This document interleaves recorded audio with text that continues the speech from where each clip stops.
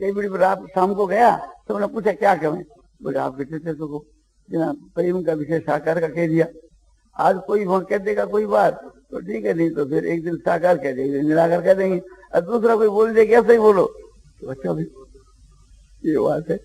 तो इसके लिए चेष्टा करनी चाहिए कि मन के भीतर के बीच के वहां ये क्या है ना, प्रकाश और प्रवृत्ति मोह। प्रकाश सतगुण का कार्य है और प्रवृत्ति रजोगुण का कार्य है, और मोह ऐसा तमोगुण का कार्य, नींद है, आलस है, ये सब यही मोह आता है। और अज्ञान तो आता नहीं, ये तमोगुण का कार्य है। इनके प्राप्त हो जाने के ऊपर तो कोई द्वेष नहीं करे और निवृत्त होने पर कोई कामना नहीं करे, ये महत्व की चीज है। इन जन को हमारे को पूछता है तो हम कहते हैं बतलाओगे नहीं। तो ये पूछा है हमारे को, आप कोई अपनी हानि समझते हैं कि जिसको पूछता है उसको अनाधिकारी समझते हैं? नहीं, अनाधिकारी तो हम किसी को नहीं समझते। हम तो अनाधिकारी तो समझने का हमारा कोई अधिकार नहीं है। तो कोई पूछता है कि आपको ब्रह्म की प्राप्ति हुई नहीं हुई, वो पूछ लेता है। पूछ रहे तो आपको भगवान का साक्षात दर्शन होया कि नहीं होया, पूछ लेता है। तो उसको सरलता से ही कहते भी ये व्यक्तिगत बात है, हम बतलाएंगे नहीं, बस यही साफ कहते। वो कहता है कि क्यों नहीं बताओ, हमको लाभ होगा।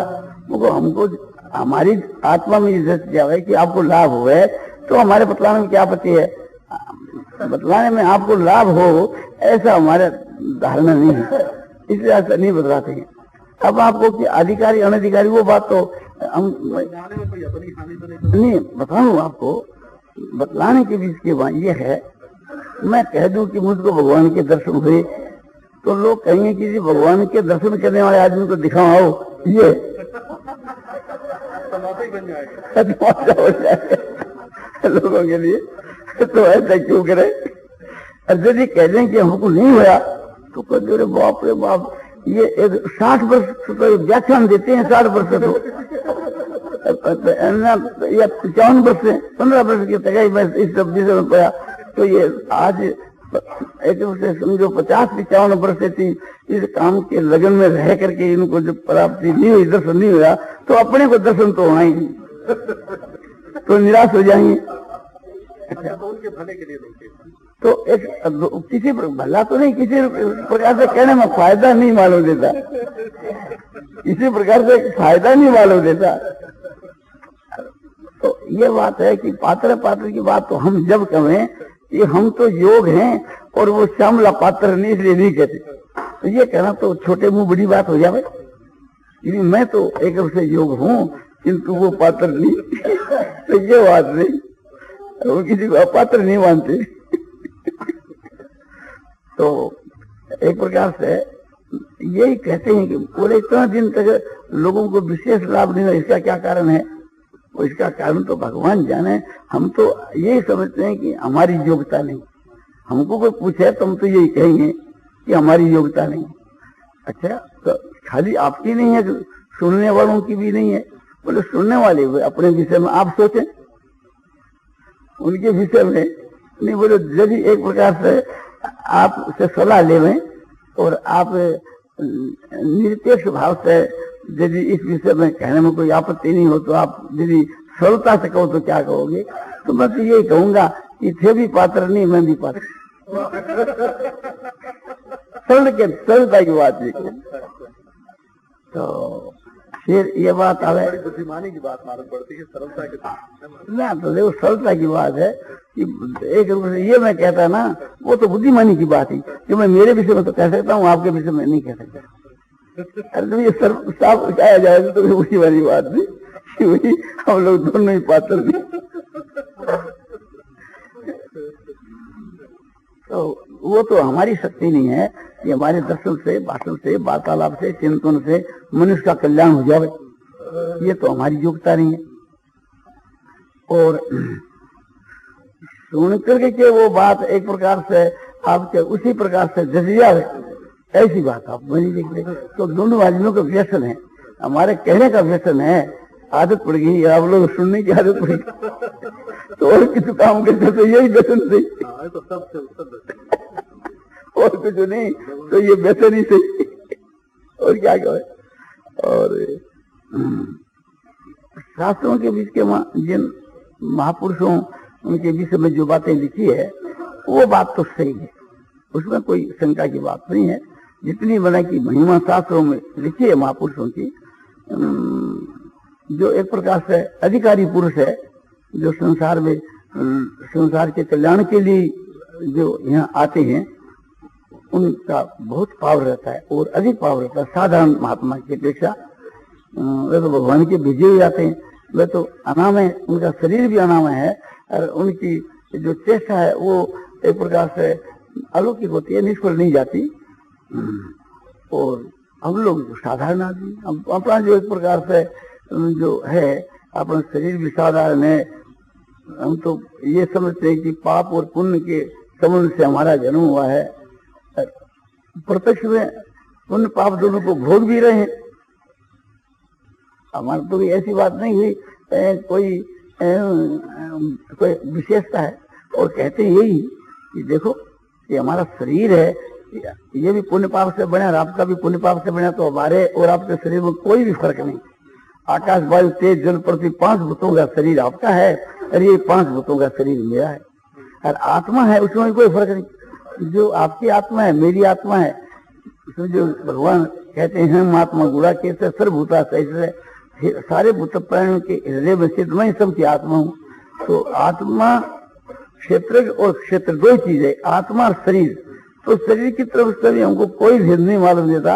एक प्रकार से 5 भौतिक शरीर सबका मालूम देता है और आत्मा की तरफ से भी कोई फर्क मालूम नहीं देता। और यही सब आशीर्वाद जो कि फर्क नहीं मालूम दे। कोई कह दे, कोई ज्ञानी कह दियो, कोई महात्मा कह दियो, और कोई एक प्रकार से पाखंडी कह दियो, कोई स्वार्थी कह दियो, कोई मन बढ़ाई चाहना कह दियो। तो ये अलग अलग सबकी धारणा एक से नहीं होती। जितने आदमी होते हैं सबकी धारणा अलग अलग होती है। मुस्लिम के बीच के में जो है तो यही मालूम देता है कि ठीक है विचित्र बुद्धि है सबकी, और अलग अलग होना युक्ति संगत है, संभव है, ये बात कोई फर्क नहीं। मैं तो हूं तो एक ही प्रकार ना कि बुरा हो कि भला हो, 5 प्रकार का नहीं। मैंने 5 प्रकार के 20 प्रकार के लोग देखे, एक से एक का बीज नहीं मिलेगा। इससे मैं समझता हूँ कि अपने अपने बुद्धि से समझते हैं और सबकी समझ जो है फर्क होने से सबकी समझ गलत है, सबकी समझ गलत है, एक की कोई यथार्थ नहीं है। तो फिर आप क्या हो, बोले मतलब साधारण आदमी, ठीक है। तो और वास्तव में भगवान जाने, वास्तव में तो भगवान जाना भगवान जाने माने हम नहीं जानते, ये मतलब नहीं, वास्तव के माँ भगवान ही जानते हैं, वास्तव के माँ भगवान ही जानते हैं।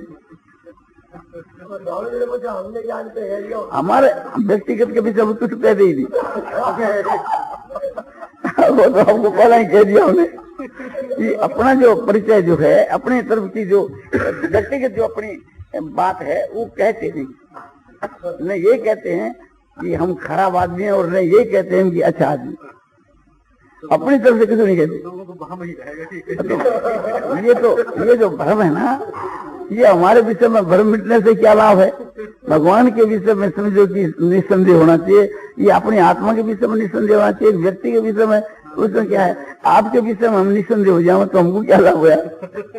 आप महात्मा है तो नहीं, महात्मा है तो हमारे कोई तो लाभ है नहीं क्या। तो व्यक्तिगत की बात है, कोई समझ नहीं।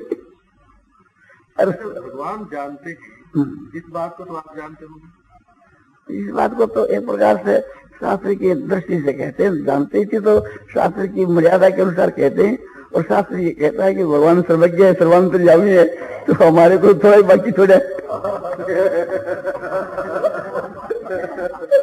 अच्छा, शास्त्र की बात सच्ची है, ये बात आप अनुभव से जानते हैं कि ऐसे ही सुना से जानते।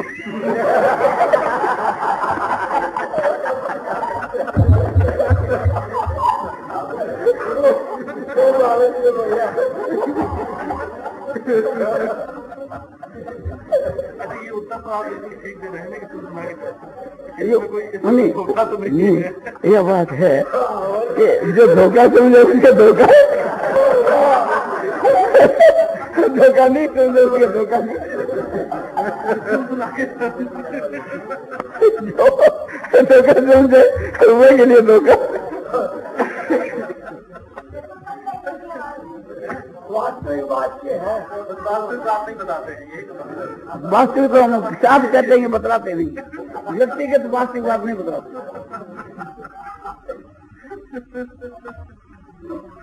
इतना छिपाने में क्या आपको लाभ लगता है? स्वभाव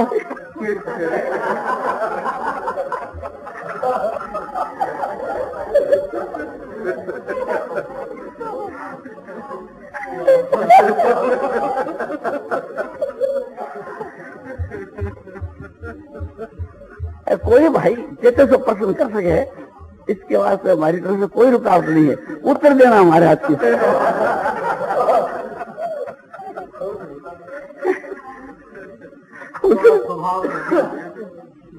जैसे आप मानो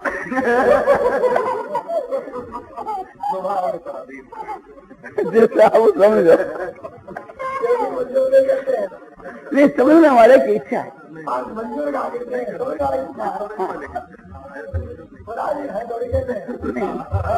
अपनी तरफ से किसी भी भेद नहीं देते।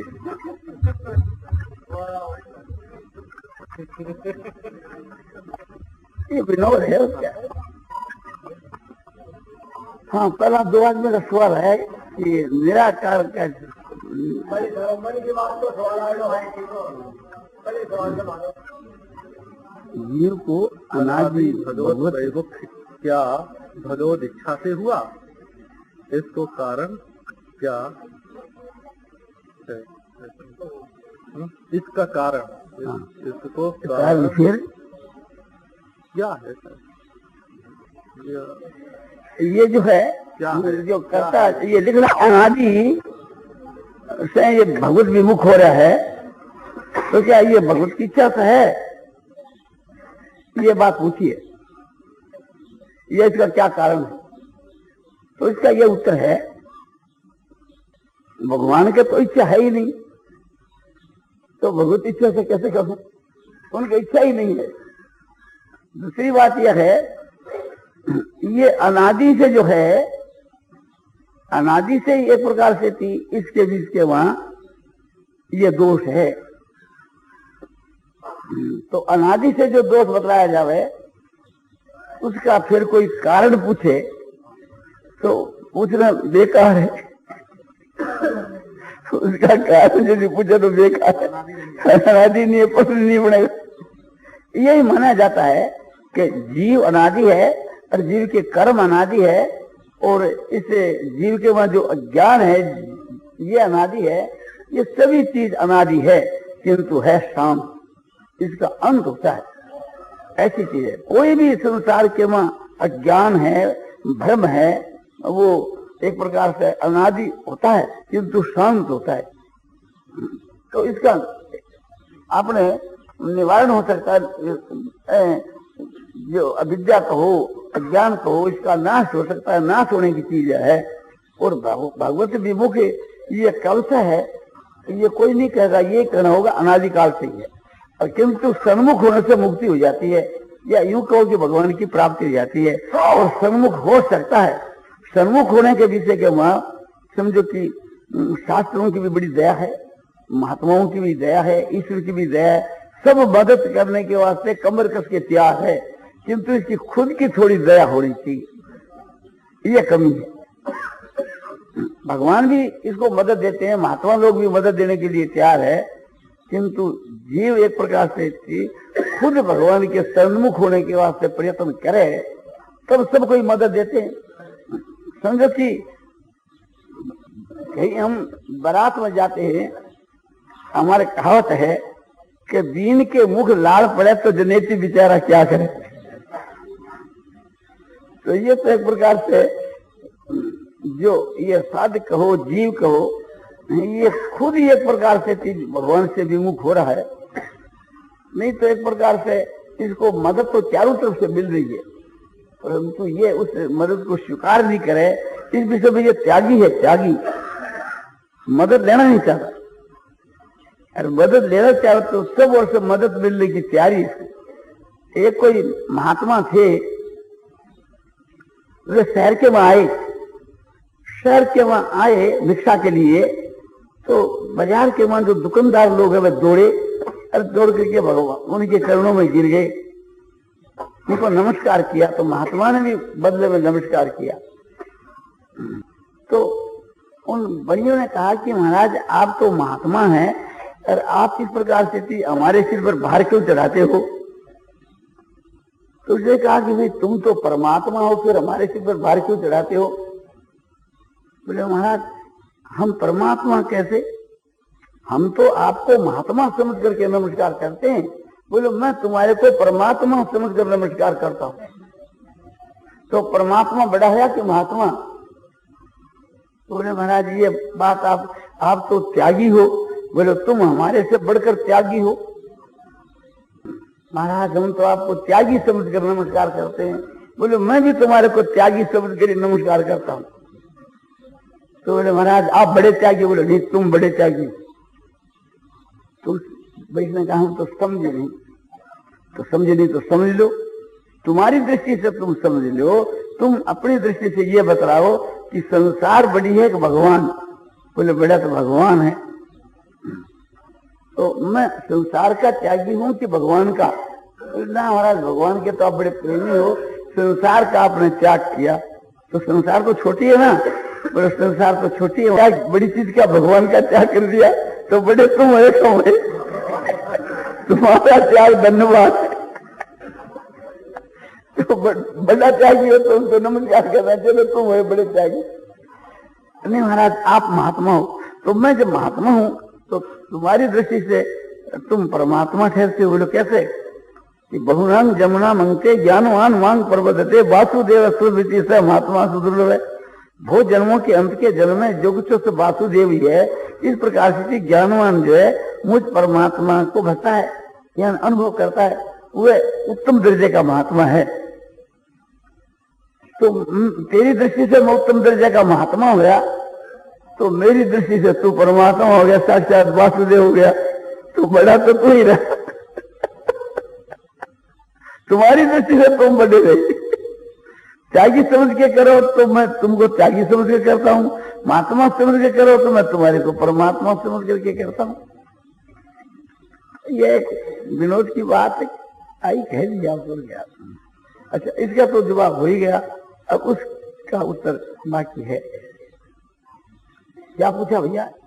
एक भाई निराकार के ध्यान का तरीका, और दूसरा भाई क्या बोले? ठीक है।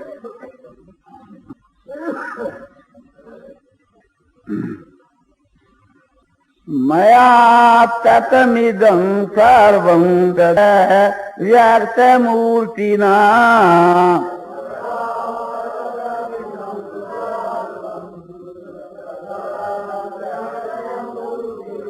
मत्स्थानि सर्वभूतानि न चाहं ते स्वस्थितः।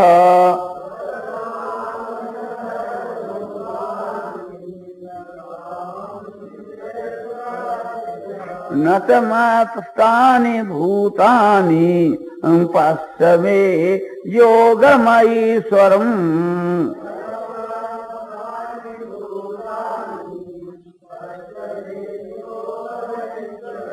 भूतभृन्न च भूतस्थो ममात्मा भूत भावन।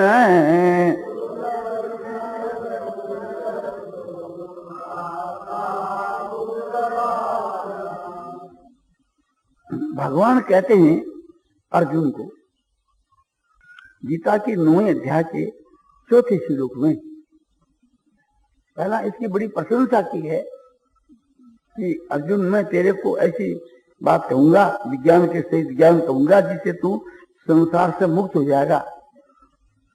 और वो कैसी बात है कि राज विद्या है, सब विद्याओं की राजा होने से राज विद्या है, सबसे बढ़कर होने से समझो गोपनीय होने से राजबुद्ध है, और महान पवित्र है, और समझो कि सबसे उत्तम चीज है, और उसका फल भी प्रत्यक्ष है, और धर्ममय है, और साधन में भी सुगम है, और वह चीज अविनाशी है। इस प्रकार के विशेषण देकर करके और शेर उपदेश आरंभ किया। तो इसका ये अर्थ होता है कि मया तद्विदं सर्वं जगत अव्यक्त मूर्तिना, मया तत्मिदं सर्वं जगत है अव्यक्त मूर्तिना, मया अव्यक्त मूर्तिना, मैं जो अव्यक्त मूर्ति हूं, यानी मेरा जो निराकार स्वरूप है, न व्यक्त अव्यक्त, तो ऐसा जो मेरा निराकार जो स्वरूप है उस करके के यह संसार परिपूर्ण हो रही है। जैसे आकाश के वहां बादल हुए और वो बादल है तो आकाश करके परिपूर्ण है, उसके बाहर भीतर नीचे ऊपर आकाश परिपूर्ण है, आकाश उसके वहां अपने व्यापक है, आकाश उसके वहां परिपूर्ण है। इसी प्रकार से कि भगवान कहते हैं कि इस संसार के वहां मैं तो परिपूर्ण हूं, यानी संसार तो है बादलों के झुंड की जू और मैं उसके वहां हूं आकाश की जू। इस प्रकार से कि भगवान कहते हैं, फिर कहते हैं मतस्थान है सर्वभूतानि, सारे भूत प्राणी कहते हैं कि सब मेरे में स्थित है। जैसे आकाश कह रहे कि सारे बादल मेरे में स्थित है, तो सारे भूत प्राणी माने मुझ परमात्मा के में स्थित है। फिर कहते हैं इसके विपरीत, न तो हम कैसे अवस्थित है, तेसु भूतेषु, उन भूतों के बीच के वहां मैं नहीं हूं। पहला तो कहते हैं कि उन भूतों के बीच के वहां मैं व्यापक हूं, और पास में आगे कह देते हैं कि उन भूतों के वहां मैं नहीं हूं। न तो मतस्थानी भूतानी, और भूत प्राणी मेरे में स्थित हो, ऐसी बात भी नहीं। मतस्थानी से भूतानी, न तो मतस्थानी से भूतानी, सारे भूत प्राणी मेरे में हैं और सारे भूत प्राणी मुझ में नहीं है। और पश्च में योग में मेरे योग का तो अद्भुत अलौकिक ऐश्वर्य देख, मेरे योग का जो है प्रभाव देख, मेरे योग का कैसा है। और भूत भरे न से भूतस्तु, भूतों को धारण पोषण करने वाला मेरा स्वरूप है, किंतु भूतों के मां नहीं। और ममात्मा भूत भाव नहीं, मेरी आत्मा या मेरा स्वरूप जो है भूतों के भाव को उत्पन्न करने वाला है। तो ये इनका शब्दार्थ है। इसका भाव समझना चाहिए, इसका जो तात्पर्य है, इसका जो रहस्य है, इसका जो तत्व है, तो वो समझना चाहिए। यदि वास्तव के में इसका तत्व समझ में आ जाए तो फिर उसके कल्याण होने में विशेष विलंब नहीं हो। तो इसका तत्व समझना चाहिए हम लोगों को। तो यहाँ पर ये विचार करना है कि यहाँ का जो ये कथन है ये किस दृष्टि से है, व्यापक भाव की दृष्टि से है, या आधार अध्यय की दृष्टि से है, या कार्य कारण की दृष्टि से। तो इसका ये जवाब दिया जाता है कि सभी दृष्टि से भगवान का कथन है। भगवान जो है इस संसार में व्यापक है, संसार व्याप है और भगवान उसके में व्यापक है। और संसार जो है आधार है, भगवान जो है तो आधार है और संसार उसमें अधेय है। और भगवान इसके कारण है और संसार उसका कार्य। भगवान संसार के उपादान कारण भी हैं और निमित्त कारण भी, और ये सारी बातें इसके वहां कही। तो बोलो आप समझाइए। तो मया तद्मिदं सर्वं जगत अव्यक्त मूर्तिना, इसमें तो व्यापक का भाव दिखलाया कि संसार तो व्याप है और मैं उसमें व्यापक हूं। जैसे उपनिषदों में ईशावास विदं सर्वं यत् किंच जगतां जगत, जगत में जगत ईश्वर करके के समझो व्याप्त है, या ईश्वर उसके वहां व्यापक है, ईश्वर करके परिपूर्ण है, ईश्वर करके आच्छादित है, नीचे ऊपर बाहर भीतर ईश्वर ही उसके ओतप्रोत है। इसी प्रकार से यहाँ यह कहना है कि संसार व्याप है और भगवान उसमें व्यापक है। भगवान इसके वहां व्यापक है, परिपूर्ण है, और इसके नीचे ऊपर सब जगह भगवान ही भगवान है, निराकार रूप स्थिति। तो ये तो यहाँ दिखलाया आधे श्लोक में व्यापक भाव दिखलाया कि भगवान तो व्यापक है और संसार व्यापक। जैसे बादल तो व्याप और आकाश उसके में व्यापक। और मतस्थानी से भूतानी, इसमें ये बात दिखलाई कि मैं सब भूतों का आधार हूं और सारे भूत मेरे में अधेय है। जैसे आकाश जो है ये तो बादलों का आधार है और बादल उसके वहां अधेय, और ममात्मा भूत भाव है। मेरा जो स्वरूप है भूतों के भाव को उत्पन्न करने वाला है। इसमें ये बात दिखलाई कि भगवान इसके उपादान कारण, जैसे सारे बादल आकाश से उत्पन्न होते हैं और आकाश में विलीन हो जाते हैं, इसी प्रकार से सारे प्राणी मुझ परमात्मा से उत्पन्न होते हैं। आकाश ही, आकाशात वायु, आकाश से वायु उत्पन्न होती है, वायु से तेज और तेज से बादल उत्पन्न होते हैं। तो मूल कारण उनका आकाश ही है, आकाश उनका मूल उपादान कारण है।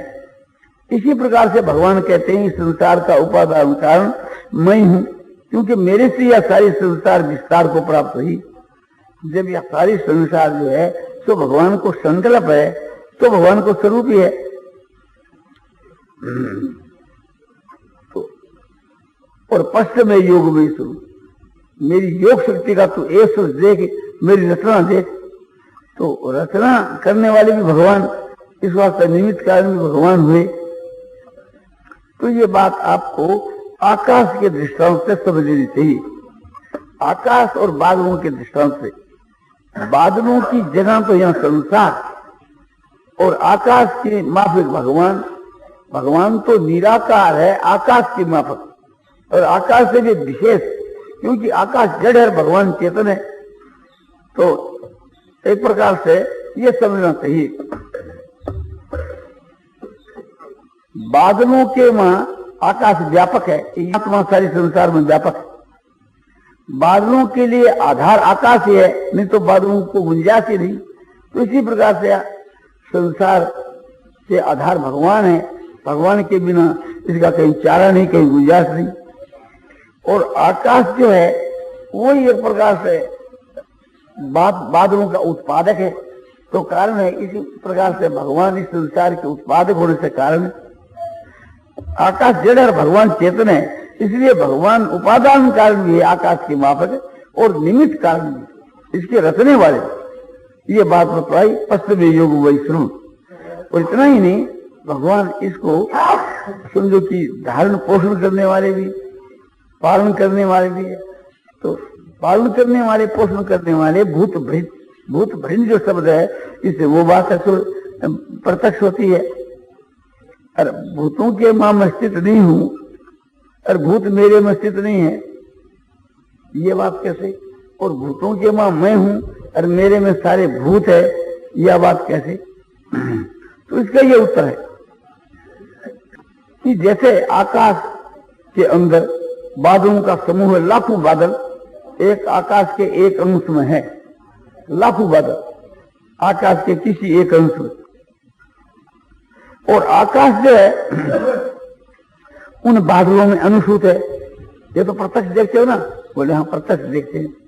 तो इसी प्रकार से तीजो ब्रह्मांड है, एक ब्रह्मांड नहीं अनेक ब्रह्मांड, सारे के सारे ब्रह्मांड उसे परमात्मा के अंदर है। जैसे समझो कि बादलों का समूह आकाश के अंदर है, ऐसे सारा ब्रह्मांड या बहुत से ब्रह्मांड, अनंत ब्रह्मांड उस परमात्मा के, निराकार परमात्मा के अंदर सो है। और वो निराकार परमात्मा सभी ब्रह्मांडों में या सारे ब्रह्मांड में एक प्रकार से अनुसूत है, व्यापक है, जैसे बादलों में आकाश। तो आकाश जो है वो बादलों के भीतर भी है और बादलों के बाहर भी है। तो परमात्मा जो है इस ब्रह्मांड के भीतर भी है और इस ब्रह्मांड के बाहर भी। और जिस प्रकार से आकाश के वहां बादल उत्पन्न होता है और विलीन हो जाता है, उत्पन्न होता है और विलीन हो जाता है, इसी प्रकार से यह विश्व है, यह संसार परमात्मा में उत्पन्न होती है और लय हो जाती है, उत्पन्न होती है और लय हो जाती है। तो ये समझना चाहिए कि बादलों के समूह की जो तो ये दृश्य वर्ग संसार और क्योंकि निराकार परमात्मा का स्वरूप, उसमें और विशेषता है कि आकाश जैसे निराकार, भगवान भी निराकार, आकाश अक्रिय, भगवान भी अक्रिय, आकाश अनंत, भगवान का स्वरूप भी अनंत, आकाश निर्विकार, भगवान भी निर्विकार। किंतु कई बात ऐसी है जो आकाश में नहीं है और भगवान, भगवान जो है सो अचिंत है, किसी का विषय नहीं हो सकते। आकाश को तो हम चिंतन कर सकते हैं और भगवान किसी का विषय नहीं हो सकते। जो कोई भी चीज किसी का विषय हो जाता है वो एक प्रकार से चीज जड़ समझी जाती है। जाता चेतन होता है और ये जड़ है। तो जान